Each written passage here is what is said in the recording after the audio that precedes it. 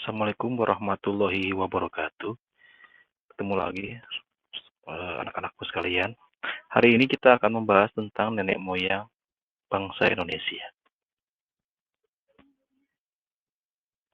Nah, pada pembelajaran ini apa sebenarnya yang ingin dicapai? Jadi capaian pembelajaran setelah pembelajaran adalah pada akhir fase ini peserta didik dapat memahami konsep dasar asal-usul nenek moyang dan jalur rempah. Nah, berdasarkan hal itu, kita akan membahas tentang latar belakang dan teori tentang kedatangan nenek moyang bangsa Indonesia. Ada beberapa teori tentang kedatangan nenek moyang orang Indonesia.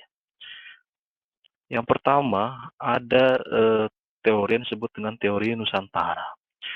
Teori Nusantara ini menyebutkan jika nenek moyang bangsa Indonesia berasal dari wilayah kepulauan Indonesia, tidak berasal dari luar dan mereka menetap serta berkembang di wilayah Indonesia, di mana teori tersebut didasarkan pada banyaknya fosil manusia purba yang ditemukan di Indonesia.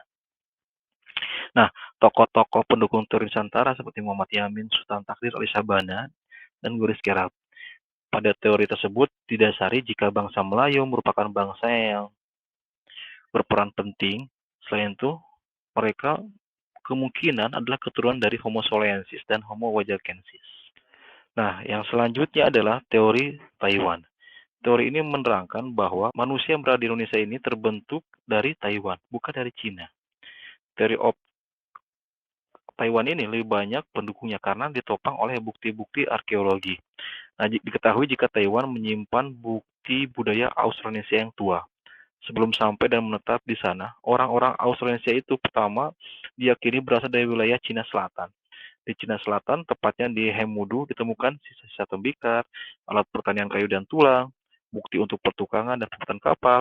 Kemudian ada dayung, kumparan pemintal benang untuk menenun, anyaman tali, dan sejumlah besar padi yang dipanen.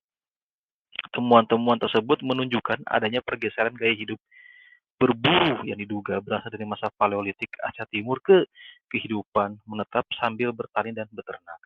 Kemudian mereka bergerak menuju Kepulauan Filipina, satu kelompok bergerak ke barat, daya melalui Kalimantan, Sulawesi, Sumatera, Jawa, kelompok lainnya ke arah selatan menuju Sulawesi. Teori yang selanjutnya ada yang disebut dengan teori Afrika.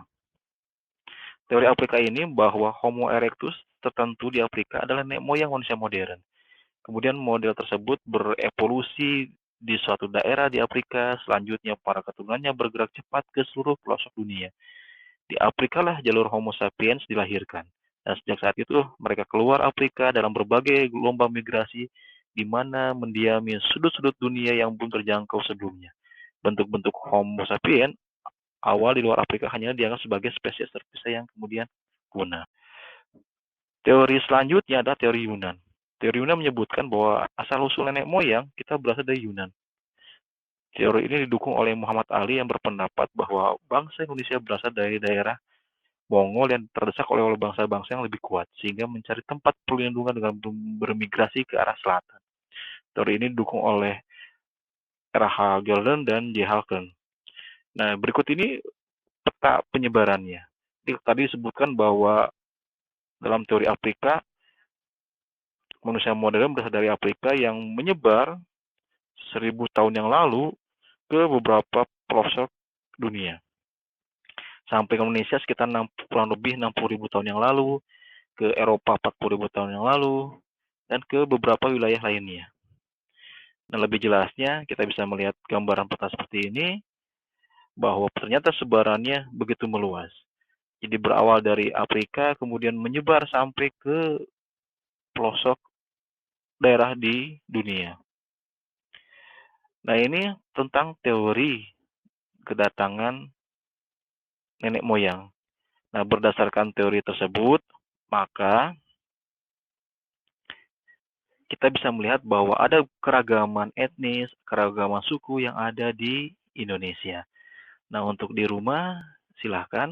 Tentunya kalian punya tetangga dengan suku yang berbeda, maka lakukanlah komunikasi dengan tetanggamu. Tanyakan hal-hal yang menurut kamu khas tentang sukunya. Mereka berbahasa apa, ada perayaan apa, dan sebagainya.